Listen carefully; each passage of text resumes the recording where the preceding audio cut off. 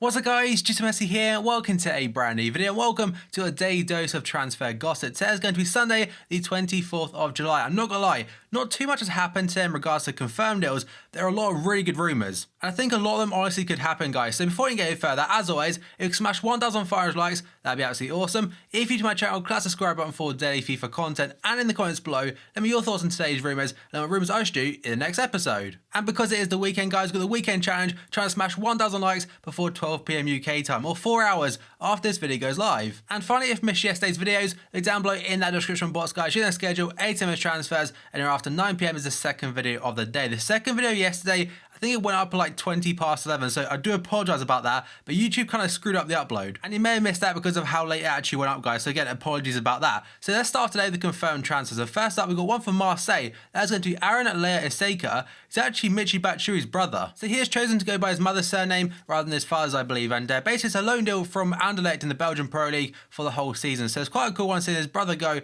and his brother actually replace him. Then we move on to Vincenzo Renea today, an Italian centre forward or striker, going to a club not on FIFA. So he's gone to Miami FC in the NASL, which is the North American Soccer League and not part of the MLS. And I think it's the same club that Pocky went to from New York City FC. So he's joining from the Spanish club Real Valladolid. So that's undisclosed fee for him and again gone off to America. Then we move on to Juan Carlos today, a goalkeeper going to Elche. It's a free transfer from Rayo Vallecano and I'm not sure how good he actually is. Then we go on to Anthony Limbombe today. I'm not sure how you say his name, a Belgian youngster I believe, 1994, making like 22 or 21, going to Club Bruges from NEC in the Eredivisie. It's a fee of £2.13 million. And finally, we got to John O'Shea. It's not actually about him, it's about Sunderland getting a new manager in just one day after Sam Allardyce became the England manager. And that man to replace Sam Allardyce is going to be David Moyes, the former United, Everton, and also I think Real Sociedad until November. He's taken them over and it's a good job for him personally. I think he'll do quite well there. And as of right now, he's kind of got the foundations to build a decent project there because as of right now, they're a struggling team. They're a team that keep getting in relegation fights and stuff and hopefully he can make them more stable. And now we move on to potential deals. And first up, we've got a guy called Lewis Dunk, a centre-back who currently plays for Brighton in the Championship. According to Daily Mirror today, West Brom have made a £7 million offer for him.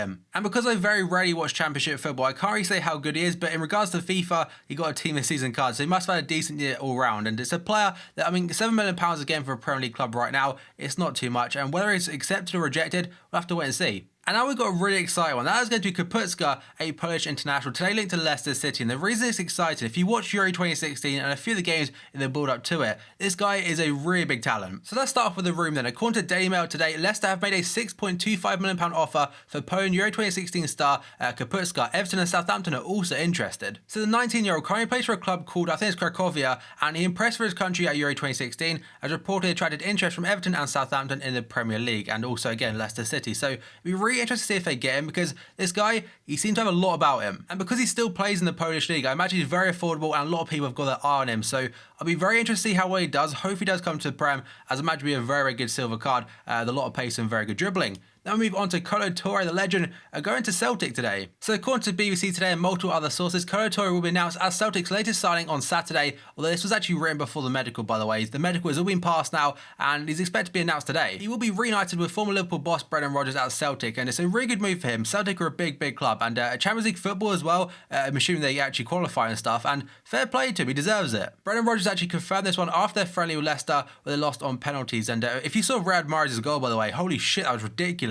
And Rodgers was also asked whether Kolo would feature on Wednesday and he said no, it would probably be too soon. Now we go on to Javier Mascherano today, linked to Juventus. According to Gazzetta dello Sport today, Juventus are to once again move for Javier Mascherano if the club sells Paul Pogba to Manchester United, freeing up the funds to sign the Argentina international. So Barca have made it public how they want to keep hold of Mascherano, but imagine if a big offer comes in for him, they'd have to consider it to some point because they bought Andre Gomez now. Obviously he does play centre-back for Barca, but if he went to Juve, I think he'd play CDM. And of course, Juve are also linked to Nemanja Matic of Chelsea. Now we go on to Lazar Markovic today, linked to Fiorentina. And again, the source is going to be Gazzetta dello Sport. So they're saying Fiorentina have made an inquiry as to the availability of Liverpool winger Lazar Markovic, with the Serie A outfit keen to take him on a season-long loan. And Klopp did mention yesterday how there will be a lot of players leaving the club and Markovic could be on that list. He just needs to go out on loan, get some game time and get some confidence back, because I think when he was at Fenerbahce, he picked up a lot of injuries. And now we go on to another Liverpool player that potentially is on his way out. So according to Sky Sports News today, Liverpool have accepted a bid from Bournemouth for Brad Smith. Bournemouth have been given permission permission to discuss personal terms with the player, and apparently the fee is around £6 million.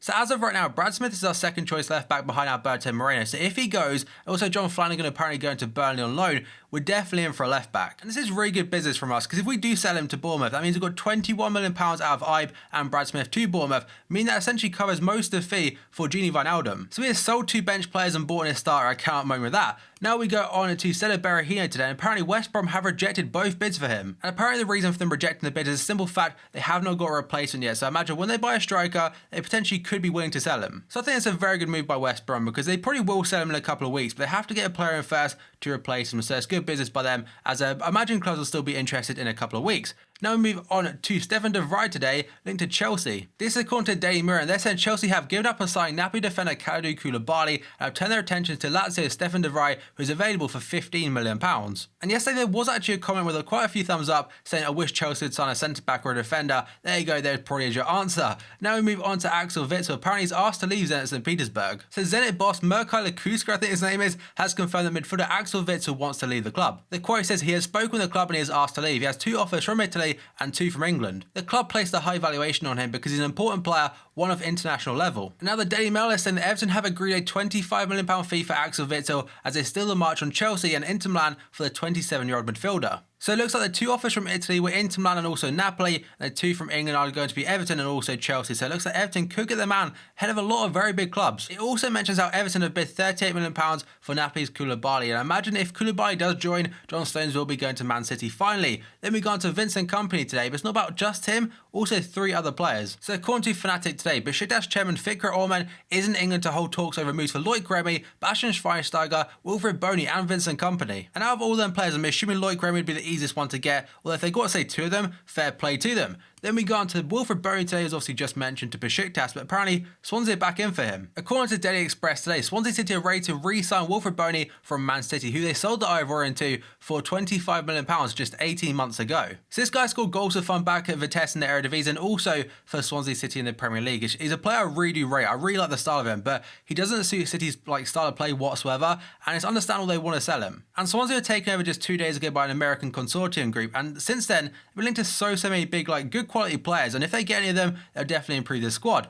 Now we move on to Ron Van Persie today, linked to Barcelona for the 2nd day in a row. So yesterday it was reported that Van Persie actually offered himself to Barcelona, but according to Marca today, Barca are looking to sign either one of Ron Van Persie or the German veteran striker Mario Gomez, with Barcelona boss Luis Enrique seeing both low-cost options as good cover for his current striking trio. So Van Persie's fee yesterday was around €10 million, and Gomez, I imagine, is not too far off that. He's already said himself he's not returning to Besiktas. Now we go on to Riyad Mahrez today, a pretty big one and a juicy one, linked to Arsenal. So this one could take a little bit of time to get through because there's a lot to cover. In fact, there's 4 different articles. So first up, apparently Arsenal said to make a double move for Mahrez and Lacazette. This is according to the Daily Mail. They're saying that Arsenal sets for a double swoop for Riyad Mahrez of Leicester and also Alexander Lacazette of Lyon. And the Gunners are ready to spend a combined £75 million on the Leicester and Lyon men. So that is the first part done. Now we go to the second article, back onto Riyad Mahrez. According to Eurosport today, Mahrez has chosen Arsenal. So Eurosport are saying Leicester City winger Riyad Mahrez has decided his future lies with Arsenal. The Gunners set to make a €50 million bid for the Algeria international. And now part 3 is about Riyad Mahrez's agent yesterday meeting with Arsene Wenger. And I'm assuming this is why most of the rumours started today. However,